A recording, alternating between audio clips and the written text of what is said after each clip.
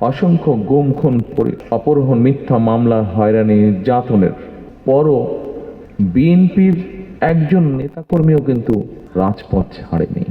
গুম হয়ে যাওয়া প্রিয় সন্তানটি হঠাৎ করেই মায়ের সামনে এসে হাজির হয়ে মা বলে ডাকবেন।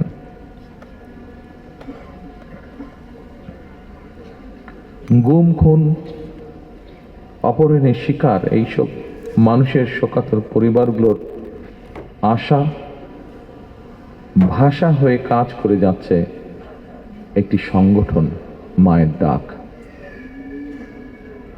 ফ্যাসিবাদের শিকার মানুষদের প্রিয় মুখ হয়ে উঠেছে মায়ের ডাকের সঞ্জিদা ইসলাম তুলি।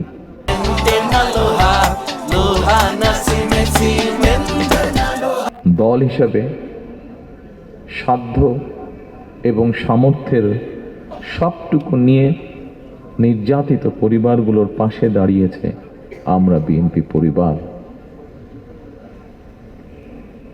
প্রিয় স্বজনহারা পরিবারের সদস্যবৃন্দ, ১.৫ শতকেরও বেশি সময় ধরে ফ্যাসিবাদ বিরোধী আন্দোলনের তীব্রতা কখনো কখনো হয়তো কিছুটা স্তিমিত হয়েছে, কিংবা আন্দোলন কখনো তুঙ্গে উঠেছে, এবং এই আন্দোলন করতে গিয়ে বছরের পর বছর ধরে অসংখ্য গুম খুন অপহরণ মিথ্যা মামলার হয়রানি নির্যাতনের